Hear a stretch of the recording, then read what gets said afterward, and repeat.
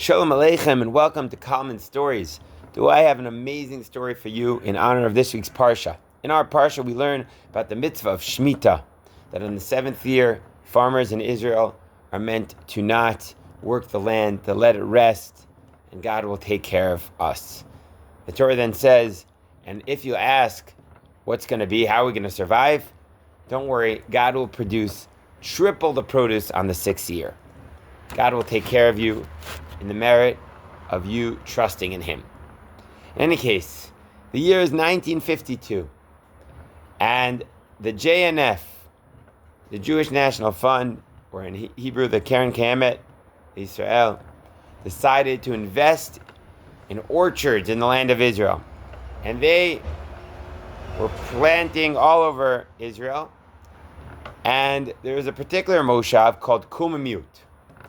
And they too were supposed to have gotten orchards to plant. But the problem is that this is a religious kibbutz. And they insisted that they would take the orchard money, sure, but they would not work in the Shmittah year. Meanwhile, the people in the JNF were not so religious. And they said, what? We're going to give you a ton of money and you're going to waste it, throw it all away, let all the land lie fallow and not work it properly? No way. And this, for 6 years, was not able to be resolved.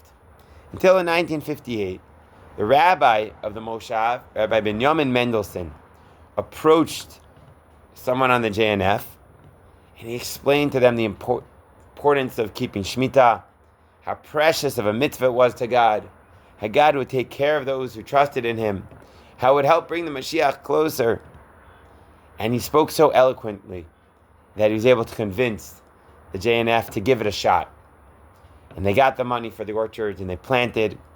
And the next year, which was the Shemitah year, Rabbi Mendelsohn personally made sure that there was no breaking of the laws of Shemitah. At the end of the year, they measured the produce in Moshav Kalman, and they were astonished. Of all of the Moshavim, Moshav Kalman had produced the greatest yield.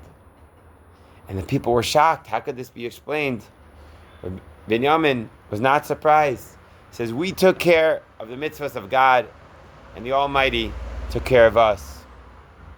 But that's not all.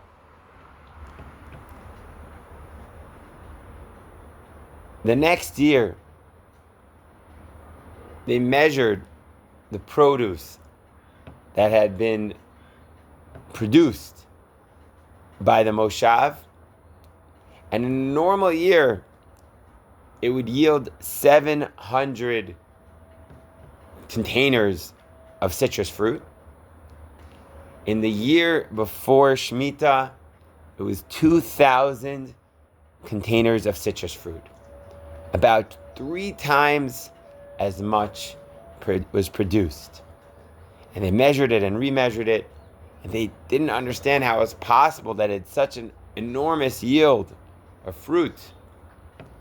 But the rabbi smiled. He was not shocked. It all made sense. The Torah promised that the year before the Shemitah, God would give them a triple yield. And thus it was. And the people in the Keren Kayemet saw with their own eyes the fulfillment of the promise of the Torah. If you trust in God, He will take care of you. Have a beautiful Shabbos wherever you are.